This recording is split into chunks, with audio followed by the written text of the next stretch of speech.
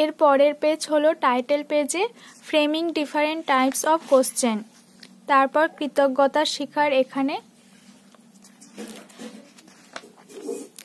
তারপর সূচিপত্র দেওয়া হলো এখানে। সূচিপত্রে এখানেও একটা ব্লুপ্রিন্ট করা হয়েছে। এর আগের প্র্যাকটিকামেও আমি একটা ব্লুপ্রিন্টের প্র্যাকটিকাম দেওয়া আছে। তারপর ভূমিকা, প্রশ্নকরণের উদ্দেশ্য। এই উদ্দেশ্যের মধ্যে সাধারণ উদ্দেশ্য, বিশেষ উদ্দেশ্য এবং প্রত্যেকটা উদ্দেশ্যের ভেতরেও পয়েন্ট দেওয়া আছে।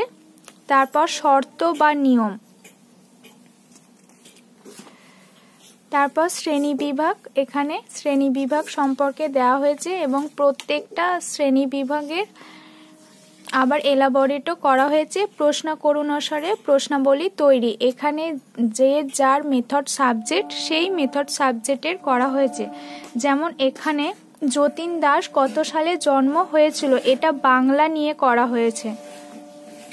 এখানে কারোর যদি ভূগোল ইতিহাস থাকে তাহলে সে সেই বিষয় নিয়েই করবে।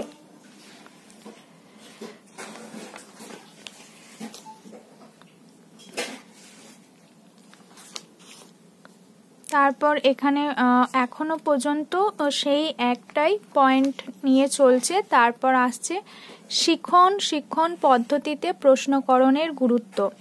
এখানে পয়েন্ট দেওয়া হয়েছে জ্ঞানার্জন, সক্রিয় অংশগ্রহণ, সমালোচনামূলক চিন্তা ভাবনা, অনুপ্রেরণা আর অবহিতকরণ। প্রশ্নকরণে শিক্ষার্থী শিক্ষিকার ভূমিকা,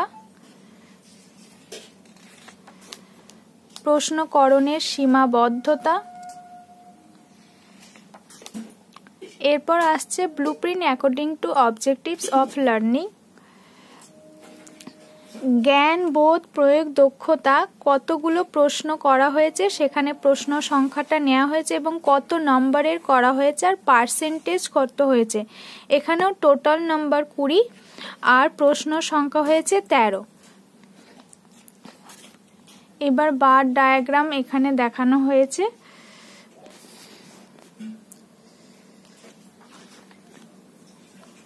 এখানে নৈবেক্তিক, অতি সংক্ষিপ্ত, সংক্ষিপ্ত, রচনাধর্মী কতগুলো প্রশ্ন আছে, কত নাম্বার, সেই অনুযায়ী পাই চার্ট করা হয়েছে। এবার হলো যে প্রশ্নপত্রটা, এখানে প্রশ্নপত্রটার ফার্স্ট পেজ হলো এটা আর সেকেন্ড পেজ হলো এটা। এখানেও টোটাল নেওয়া হয়েছে 20 আর সময় হলো 40 মিনিট। ক্লাস 6 থেকে এই প্রশ্নপত্রটা করা হয়েছে। তারপর উপসংহার আর এখানেই কমপ্লিট।